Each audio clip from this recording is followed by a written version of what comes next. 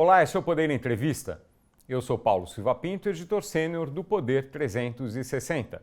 Vou entrevistar o economista Gustavo Labossière Loyola. Loyola tem 72 anos, nasceu em Goiânia, Goiás. Tem graduação em Economia pela UNB, a Universidade de Brasília, e doutorado pela FGV, a Fundação Getúlio Vargas.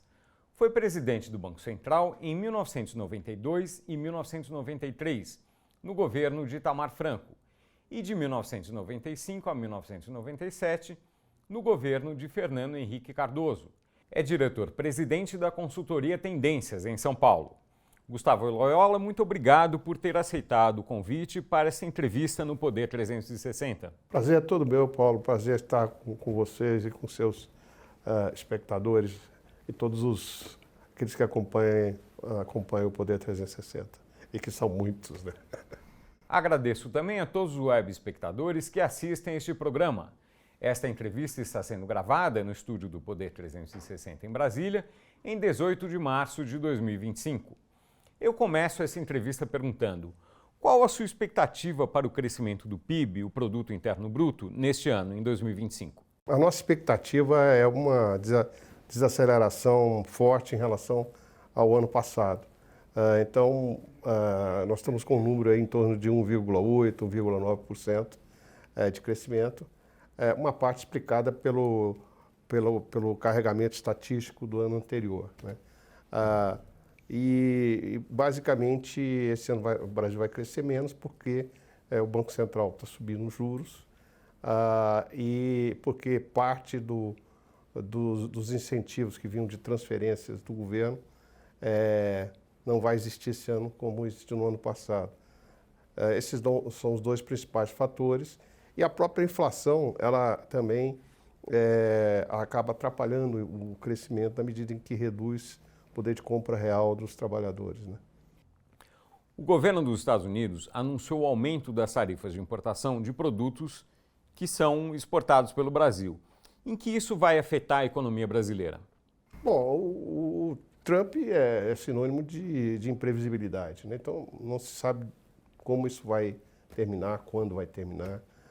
Mas o que se sabe, que a experiência mostra, é que tarifas ou guerra tarifária acaba reduzindo o crescimento tanto dos países que impõem tarifa quanto daqueles que sofrem com as tarifas.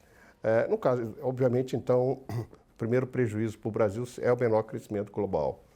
O segundo, evidentemente, prejuízo são aqueles setores que são diretamente atingidos pelas tarifas, até agora, produtos, o aço e o alumínio, né? Mas há a perspectiva de outros produtos serem também atingidos. Então, aí nós vamos ter, de fato, algum prejuízo para o Brasil do ponto de vista do seu crescimento. A economia brasileira não é uma economia tão aberta assim, então não é um efeito sobre o PIB muito forte diretamente, né? Principalmente se o agronegócio se mantiver fora dessa guerra comercial, vamos chamar assim. O Comitê de Política Monetária do Banco Central, o Copom, está reunido neste momento para decidir a meta da Selic, a taxa básica de juros da economia brasileira. Vai ser anunciada amanhã e a expectativa é de que fique em 14,25% por causa dos comunicados anteriores. A dúvida realmente é o que virá em maio. Qual a sua estimativa? De fato, eu acho que esse um ponto percentual agora está dado, vamos para 14,25%. E na próxima, o Banco Central reduz um pouco esse ritmo para 0,75%, ou continua com 1%, né? Outra dose desse remédio. Então, eu acho que nós vamos ter aí um final de ciclo em torno de 15,50%, 15,75%, até 16% é possível, porque tem muita incerteza. Na última semana, o Brasil ganhou um certo fôlego pela valorização do real, né? E isso pode, se mantido essa tendência para frente, pode reduzir as pressões inflacionárias e ajudar um pouco mais o Banco Central. Mas eu diria assim, nossa expectativa lá na Tendências é que os juros subam até 15,75 esse ano. Alguns críticos da política monetária atual argumentam que em outros momentos de alta da taxa de juros, ou a taxa não chegou a um patamar tão alto quanto o atual, ou chegou, mas é porque a inflação estava muito mais alta. Qual a sua avaliação sobre isso? Não, eu acho que cada caso é um caso, né? As condições de contorno hoje são diferentes. Eu acho que a situação fiscal hoje é mais grave, né? Há também a questão do governo, através das políticas de transferência de renda e políticas creditícias, está indo na contramão do Banco Central, o que força o Banco Central a aplicar uma dose mais alta, né, do remédio juros sobre a economia. Houve também, nesse ciclo, uma influência externa negativa, pelo menos até recentemente. Então, assim, são situações distintas, né? Acho que houve uma certa desancoragem das expectativas sobre a inflação em 2025, 2026, inclusive até 2027, são acima da meta. Então, tudo isso ajuda a explicar por que o Banco Central, desta feita, está sendo obrigado a fazer um ajuste mais forte dos juros, né? Qual a sua avaliação sobre a política fiscal do governo? A política fiscal do governo, eu diria que ela é praticamente inexistente, né? Acho que não tem política fiscal nesse país. Eu acho que tem, vamos dizer assim, porque o governo tem metas, o governo fez o Congresso aprovar o tal do arcabouço, né? Mas, na realidade, quando a gente vê no dia a dia, tem exceção aqui, exceção acolá. O Congresso não contribui também nesse sentido de contenção de gastos. Então, assim, é uma política que praticamente assim, não traz nenhuma segurança de que, no curto prazo, pelo menos, haja uma reversão do resultado primário negativo, né? E não havendo essa reversão, obviamente impossível estabilizar a relação dívida-PIB. Então, eu acho que o mercado, e nós também na Tendências, já estão apostando para pós-2026, para o próximo governo, né? Seja lá quem for, ser responsável por algum ajuste fiscal. Eu acho que há uma descrença muito grande em relação ao governo Lula. Inclusive porque o período ideal para esse ajuste está acabando, né? Logo, a gente vai entrar num período eleitoral. E o governo está dando sinais de respostas populistas, né, já para melhorar a popularidade do presidente da República. Então, assim, apertar os cintos está ficando cada vez mais difícil politicamente por causa das eleições. Então, nós perdemos uma oportunidade imensa de ter feito isso nos primeiros anos do governo, né? Caso o presidente Lula seja reeleito, outro candidato do PT seja eleito, o senhor acha que haverá um ajuste fiscal em 2027, uma política fiscal? Eu acho muito difícil, porque não está no modelo mental, né, da esquerda brasileira, infelizmente, a ideia da responsabilidade fiscal. É claro que eu estou aqui generalizando, existem exceções, obviamente, mas certamente o presidente Lula ele minimiza, né, sempre que pode, a ideia do equilíbrio fiscal, né? Ele prioriza, por exemplo, o gasto público, as transferências, etc. Por outro lado, a esquerda tem, pelo menos a maioria dos economistas, a ideia de que incentivando a demanda, você tem, então, daí o aumento do crescimento, daí o aumento da arrecadação, e a partir daí você cobre aquele gasto adicional que você fez. Mas isso é meio falacioso, porque mesmo que você tenha um aumento de arrecadação, não vai ser um efeito direto tão igual ou suficiente para vamos dizer assim, compensar aquele adicional de gasto, né, que veio. Tem muito desperdício também, tem muita, enfim. Eu acho que o Brasil se perdeu aí, desde o primeiro, vinha num ritmo mais ou menos de ajuste a partir do governo Temer, durante o início do governo Bolsonaro, mas depois, no final do governo Bolsonaro e no início do governo do PT, do Lula, eu acho que essas teses mais populistas começaram vamos dizer assim, a predominar, né? Na falta de uma política fiscal consistente em 2027, qual será a consequência? Olha, a consequência, eu acho que, enfim, assim, talvez não seja uma crise fiscal aberta, mas é um país que vai ter que cada vez mais praticar juros altos para manter a inflação relativamente controlada. A inflação vai gradualmente subir, né? É um país que vai crescer menos por causa da maior desconfiança dos investidores em relação à capacidade fiscal desse país.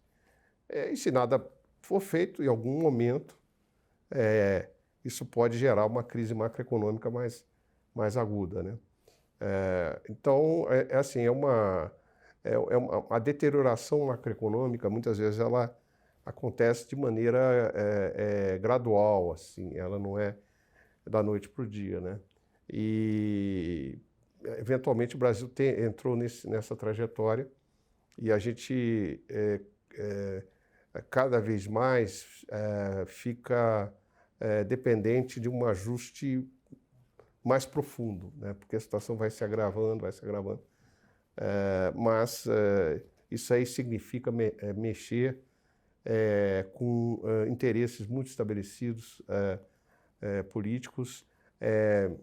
Obviamente passa pela reforma constitucional por causa da questão dos gastos, passa por também uma nova revisão da Previdência, a questão da reforma administrativa, enfim, exige um esforço e uma liderança muito grandes, né, para que isso possa ser feito.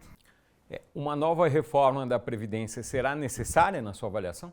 Para ter uma ideia, só essa mudança na dinâmica de reajuste do salário mínimo, né, ou seja, voltar-se da reajustes reais do salário mínimo, só isso já praticamente eliminou aí uma parte importante dos ganhos da reforma tributária, da reforma previdenciária anterior, né? De 2019, que já foi meio incompleta, né? Os militares não entraram na reforma de uma maneira que deveriam entrar, então já foi uma reforma um pouco insuficiente naquela época. Mas acredito que, na medida em que a situação demográfica do país vai mudando, a população envelhecendo e tal, eu acho que a necessidade de uma nova reforma previdenciária fica cada vez mais presente, né?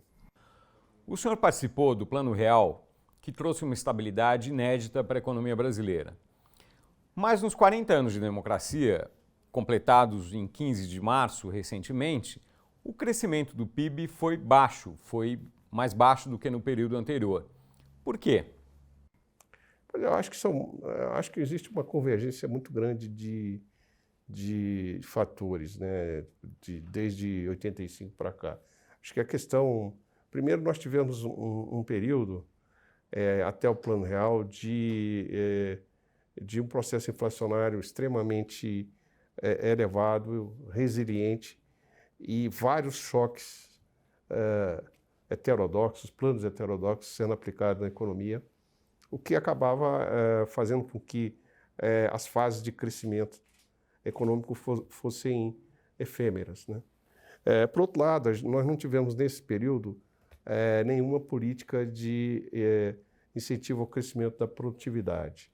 Na realidade, a partir da Constituição de 88, o que se viu foi uma série de legislações que aumentaram o chamado custo Brasil, pioraram o ambiente de negócios, né? impuseram uma série de ônus à economia, aos mercados, e também uma situação que se tornou, do ponto de vista fiscal, estruturalmente mais deficitária, né? Então, a Constituição foi muito pródiga em aumentar os gastos obrigatórios do governo. E aí eu falo dos 3 níveis de governo. Num país, né, que, de início, o Brasil conseguiu manter algum resultado fiscal mais favorável, aumentando a carga tributária. A carga tributária cresceu mais de 10 pontos percentuais desde a Constituição até agora. Então, de início, o aumento do gasto foi compensado com o aumento de impostos, o que significa também menor produtividade, maior complexidade do sistema tributário, etc. Mas a partir de um determinado momento, é o momento que nós estamos hoje, você tem uma situação em que a sociedade brasileira, representada no Congresso, não aceita aumento de carga tributária mais, ela chegou num limite, né? E, por outro lado, os gastos continuam aumentando. Né? O que é necessário fazer para aumentar a produtividade? Bom, a produtividade, eu acho que eu acho que tem vários fatores que afetam a produtividade. Eu diria, no longo prazo, o fator mais importante é o conhecimento, é a educação. Você dar às pessoas, desde crianças, as ferramentas, né, para que ele possa ser um trabalhador produtivo, seja em qualquer ramo de atividade, que ele possa ter a capacidade de absorver essas novas tecnologias, de ser inovador. Ao mesmo tempo, você precisa também desburocratizar, vamos chamar assim, o mercado de trabalho, deixar a mão do governo tem que ser menos pesada sobre a economia. O próprio sistema tributário brasileiro é extremamente prejudicial à produtividade, porque as empresas têm que manter lá um número grande de pessoas só para cuidar de impostos, né? E você não está adicionando valor nenhum nisso. Então, eu acho que são medidas na área de educação, o aumento da produtividade do próprio governo, né? Investimentos em infraestrutura, enfim, acho que existe uma série de áreas que necessitam de reformas. Algumas, diga-se passagem, foram feitas. Eu acho que a gente não pode também dizer que não fizemos nada do Plano Real para cá, né? A reforma trabalhista, acho que foi um ponto importante. Eu acho que as reformas no sistema de crédito no Brasil também, eu acho que o sistema financeiro hoje é muito mais eficiente do que foi no passado, mercado de capitais. Ou seja, houve a própria reforma tributária, eu acho que foi recentemente aprovada pelo Congresso, embora com muitas mudanças, né? Acredito que vai ter um efeito positivo sobre produtividade, mas a questão da educação me preocupa bastante, porque a gente vê uma certa dificuldade para que as camadas mais amplas da sociedade tenham acesso à educação de qualidade, né? Então, a gente vê no fundo aí proliferar, né, um grupo muito grande de brasileiros que são, vamos dizer, analfabetos funcionais, quer dizer, sabem ler, escrever mal e não conseguem formular, enfim, né, ideias, não conhecem o base da matemática e tal, da aritmética, porque passaram pela escola, mas não aprenderam praticamente nada, né? Gustavo Loyola, muito obrigado por essa entrevista ao Poder 360. Eu que agradeço a oportunidade, Paulo. Foi um prazer estar com vocês, com seus espectadores. Obrigado. Agradeço também a todos os web espectadores que assistiram a este programa. Esta entrevista foi gravada no estúdio do Poder 360 em Brasília, em 18 de março de 2025. Para ficar sempre bem informado, inscreva-se no canal do Poder 360, ative as notificações e não perca nenhuma informação relevante. Muito obrigado e até a próxima!